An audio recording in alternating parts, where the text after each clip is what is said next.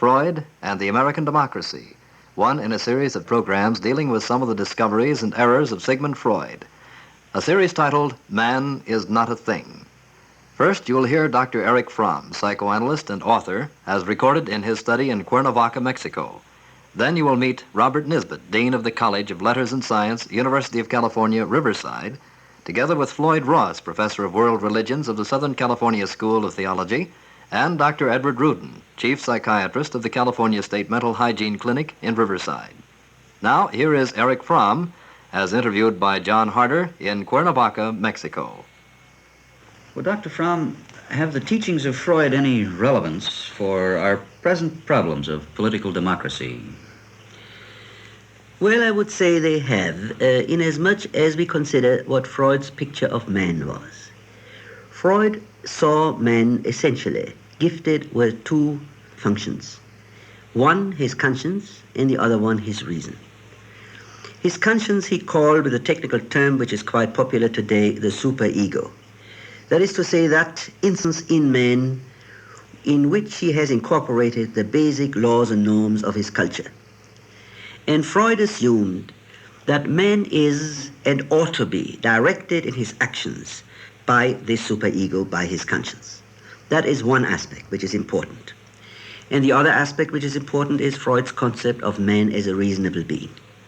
In this respect, Freud was a son of the Enlightenment philosophy and Enlightenment period. He felt that the only thing man had to find his way in life, individually and in society, was his reason.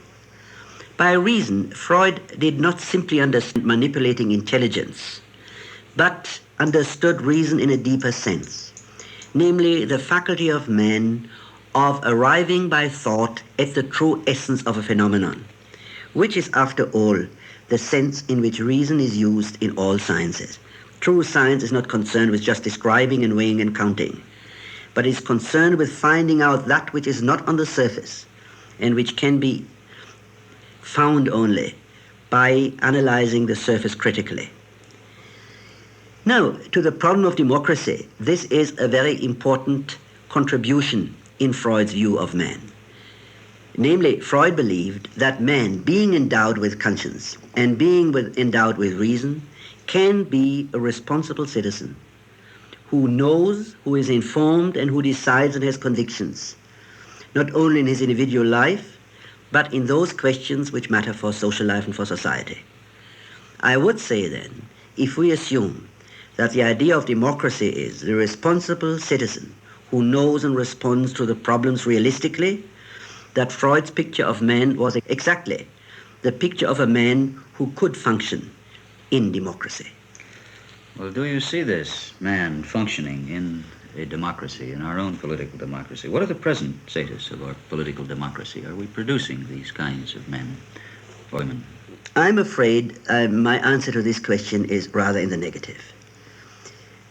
We do pay a great deal of lip service to the word democracy, but actually, due to a number of circumstances, our democratic process and the way it functions has changed a great deal. I would say has changed fundamentally from what democracy meant 100 years ago.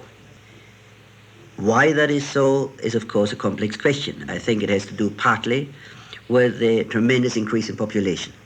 It's one thing whether if a small village in Switzerland of a few hundred or even 1,000 inhabitants makes its decision in a town meeting, or this would hold true for a small village in the United States in the past too, and it's quite another thing if 180 million people have to vote. Now what we see today is more and more, unfortunately, that while we do vote, our votes to a large extent are not based on information, on active participation, on a real sense of responsibility, but that our votes are swayed by slogans and by all sorts of manipulation in which the voter is very little aware of what is really at stake, what the facts are, and what is worse, in which the voter deep down is convinced that he does not have much influence on what is really decided on the top level.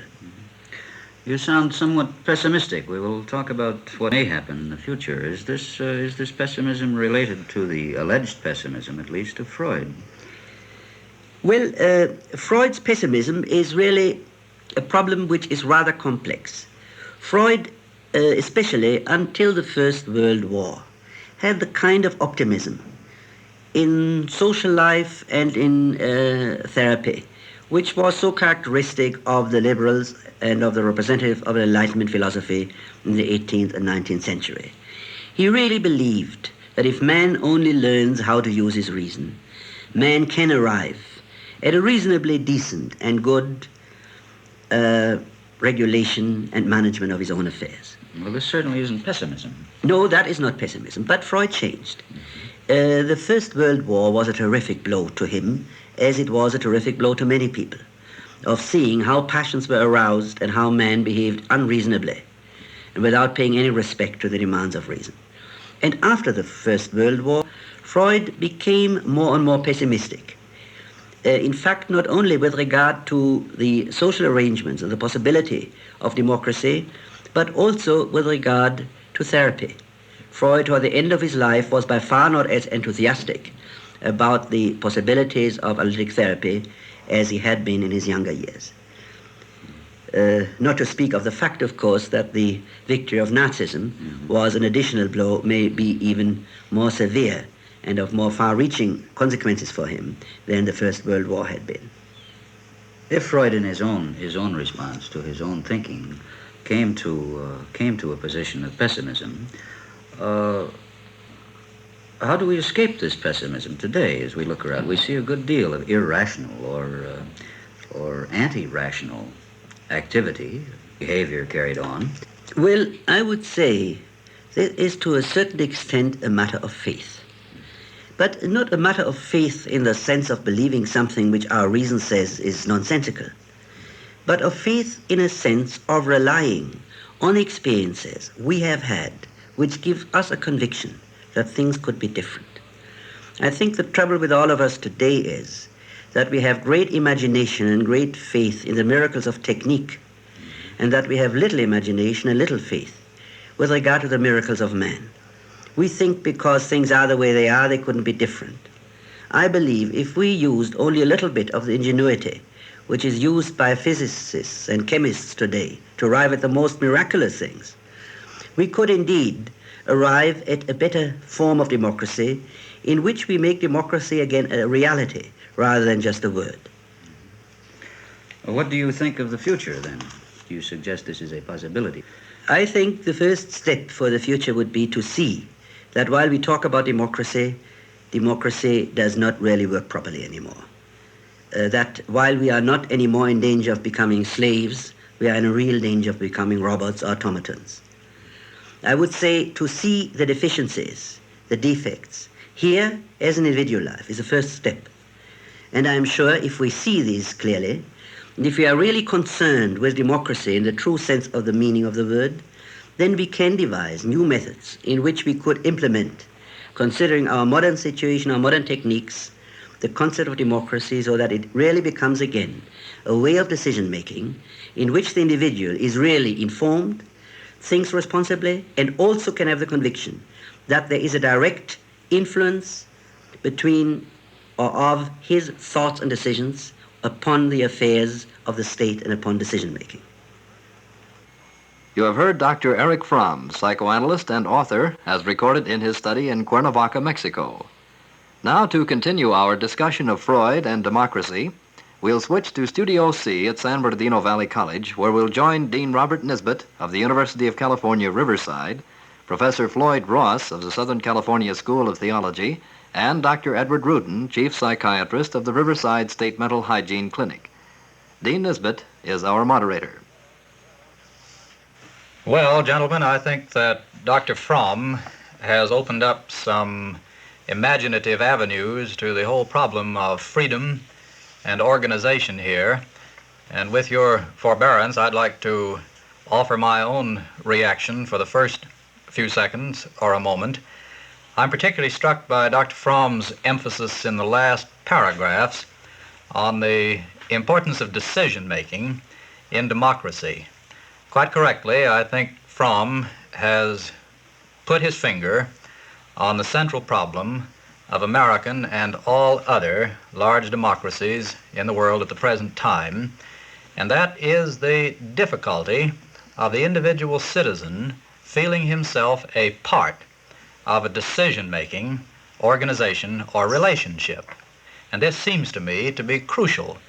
Rationality, yes, the free use of reason, the sense of self-discipline, I regard all of these as important to a democracy, but it seems to me the bridge that exists between these and the reality of democracy is the bridge of opportunity to participate in meaningful decisions in society. Unfortunately, many of us seem to be afraid of taking the responsibility for decisions. I think of what some of the young men have told me more recently in and outside of classroom, that one reason they welcomed service in the armed forces was they didn't have to make any fundamental decisions for themselves. I saw a lot of that. Does this say something about the lack of desire to assume the responsibility for freedom and decision-making in American democracy? I can't help thinking of an earlier book of Erich Fromm's, the book perhaps that has been the most influential thing he ever wrote, and that was his book Escape from Freedom, in which he argued very persuasively and with a great deal of erudition that one of the chief reasons in the rise of totalitarianism in modern Europe has been the desire on the part of enlarging numbers of people to escape the burden of responsibility that a free government imposes on them. This, it seems to me, is part of the problem. Dr. Fromm also pointed out that the individual needs to have the conviction that his contribution is indeed being felt, that his thoughts, his ideas are having some direct influence on the government or on any decision making. So that unless there is some provision for allowing him to feel that he is indeed making a contribution, isn't he going to withdraw, regress, and allow others to make the decisions for him? Do you think the factor of sheer size, the growth of our population, has kept many modern Americans from feeling that their decisions have any influence in governmental circles, local, state, or national? I don't think it's the fact of size of population as such, although the extraordinary increase of population has perhaps provided the background of the problem, or more accurately, has been involved in the whole complex of factors which lie behind it.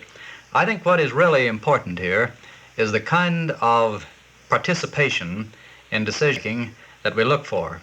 We have to admit, I think, in all honesty, that there was a kind of participation in the decision-making that went into a totalitarian government like that of Hitler.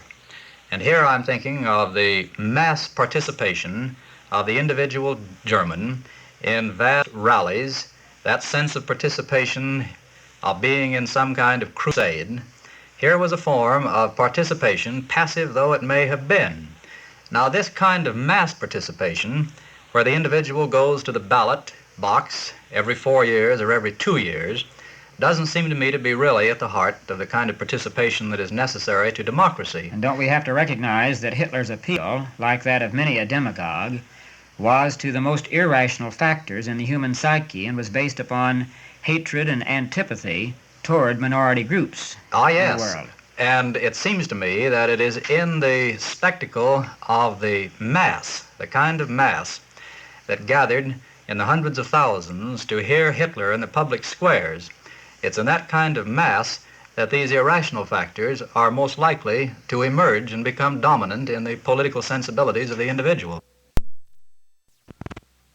I wonder if this isn't part of the reason for Freud's pessimism after World War II, and particularly after the Nazi upsurge.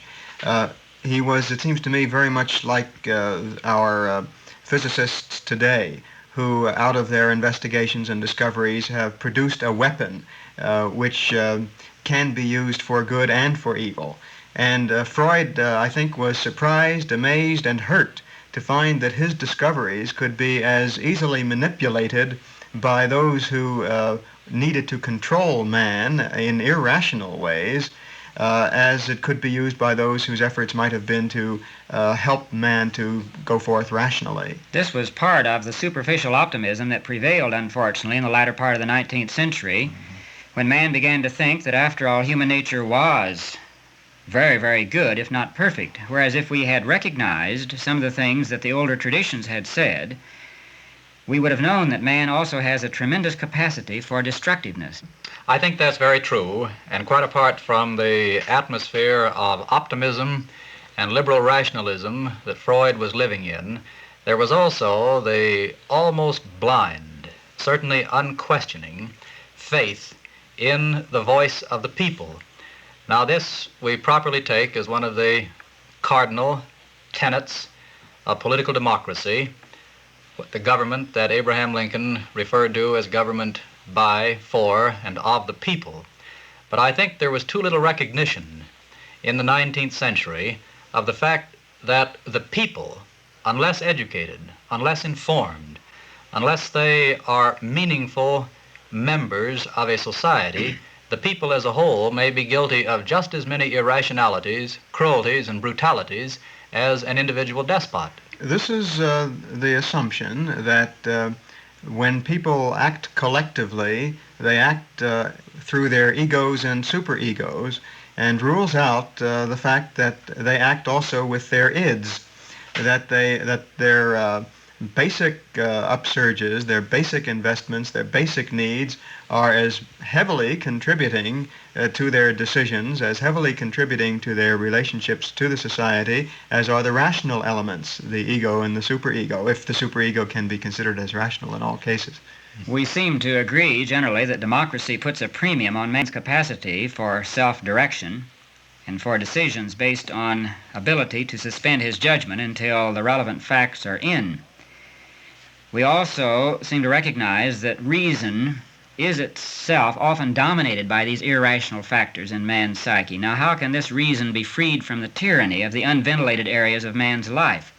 Why, for example, are we swayed by slogans so much, as Dr. Fromm points out? And certainly before we vote, we can't all go and lie on the psychiatric couch and have a long series of sessions, unfortunately, perhaps. Well, here is a case, it seems to me, where reason, that is, unadorned individual reason, may not in itself be enough. What I have reference to here is the profound value of communities of purpose. These communities of purpose may be rational, we hope they are rational, but they have a value to the individual, and this value, I think, is one of reinforcement of the individual mind, of individual conscience.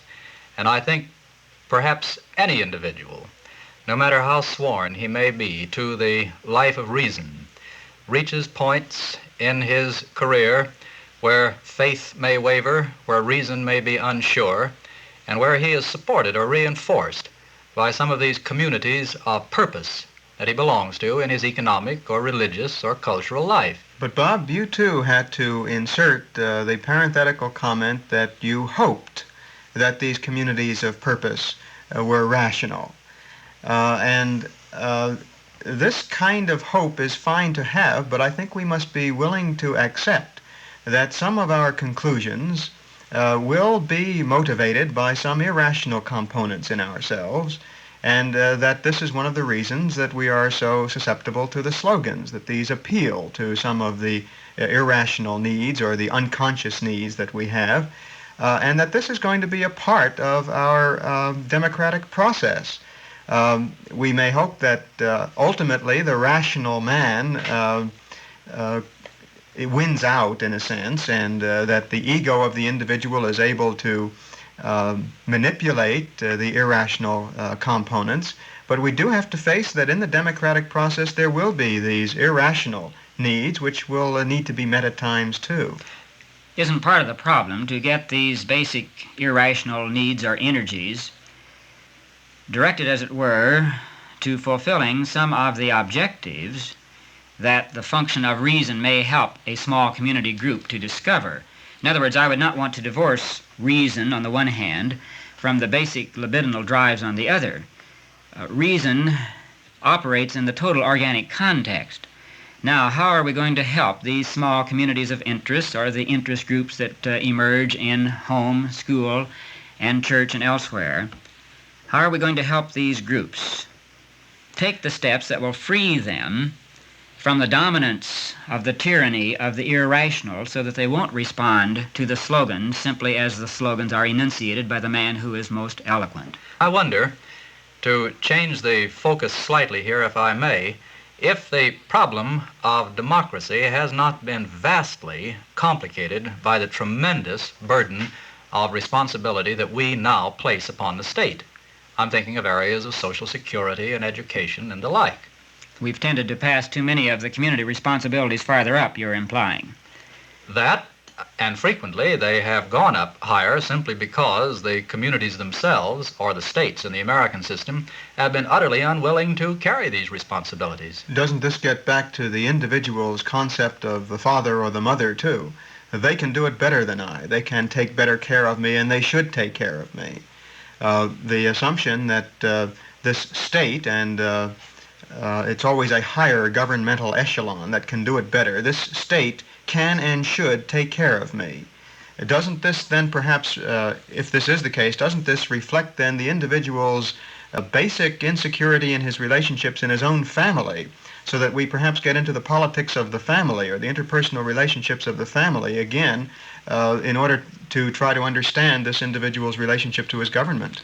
Doesn't it seem then, Ed, that wherever there is a vacuum in the lives of persons, a vacuum of meaninglessness, there is a tendency for people to behave essentially in non-rational ways.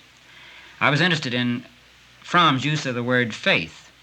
This is commonly found in a theological context, but it's being used more now even in the psychological context. Faith certainly means confidence, among other things. And perhaps we in modern society have lost confidence in our own basic resources and our capacity to direct these resources more constructively. For example, it seems to me we're living under a psychology of fear in this country ourselves.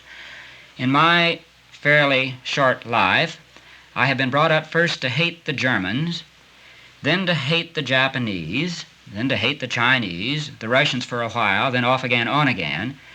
And it seems to me that we have been conditioned to a psychology of fear, and the bomb stands, as it were, for our slavery to this psychology of fear, which the politicians have learned how to use very effectively for their own purposes, I'm afraid. I think Professor Ross has, especially in your words on the crucial importance of meaning, I think has put his finger on something that is fundamental to democracy. We all admit that a genuine operating political democracy depends upon a faith in reason and a willingness to use reason and not be frightened by the responsibilities of reason. But I think there is, in this whole area of the individual's sense of belonging to a culture or to a community of ends that is meaningful to him, that we find perhaps an equally important prop of democracy. But how do we instill it? How do we get this sense over to young people as a means of making them true supporters of democracy? Don't we have to reverse the process of passing more and more of the decisions up to Dad or the old man at the top, symbolically speaking?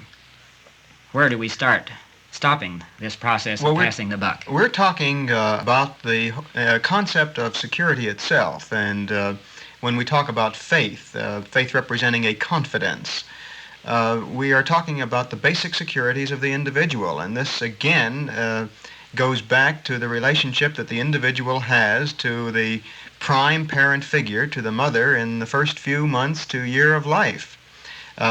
If this individual has had an adequate, satisfying relationship here and has felt loved, has felt protected, he has developed a certain optimism about life. He has developed a certain confidence that things will come out all right, that the next meal will be forthcoming. And he can then go into his social relationships with some confidence that things will turn out all right, instead of being afraid of the relationship itself. Tell me, Ed, do you think that these communities of purpose that Dean Nesbitt has referred to might function, in a sense, as a form of group therapy? let's grant that the individual has been injured or traumatized in his early years, as you say. But can we also expect that there can be a kind of group healing in communities of concern and of interest that are directed to restoring something of the sense of interpersonal warmth? There is a kind of group healing. I don't know that we can call it group therapy, but there is a kind of group healing. We've learned from some experiences in the Korean War that certain things happen to individuals when they become related to a group of individuals, the community of purpose that you were talking about, Bob, that they develop new kinds of egos and superegos, that they adopt some of the values, some of the characteristics, some of the concerns, some of the mores of the group, and that as long as they are in the group, they function by these values rather than by their own, what we might call native values. They really aren't native, but these values of the basic individual character formation. I think that's wholly sound, or at least that's a way of saying that I agree with it, that reason, the use of individual reason, although it is indispensable to political democracy, is by no means alone in its indispensability, any more than reason is in the life one leads in a family. These non-rational factors of love, of response to recognition, of a sense of status, where these are lacking, it seems to me that all the reason and all of the rational teaching in the world will not prevent most people from abdicating from democracy as surely as a man will abdicate from any other form of association if these non-rational needs are not being met. Mm-hmm. Then if man is to stand up against an increasingly impersonal state, he will have to establish a certain quality of relationship in his own local community so that he can play a more meaningful role in the political life of the community. I think that's right. I think the local community and other forms of association too, religious and economic, are, so to speak, so many steps to the kind of association that is political democracy itself. In other words, having reached this point of conclusion, we may regard democracy and the whole political process as one that requires reason, perhaps first of all, but reason in the context of a fulfillment of some of the other needs that man has, which are in no sense defined by reason alone. To you, Dr. Edward Rudin, Chief Psychiatrist of the Riverside State Mental Hygiene Clinic, and to you, Professor Floyd Ross of the Southern California School of Theology, our thanks for this informative and stimulating discussion.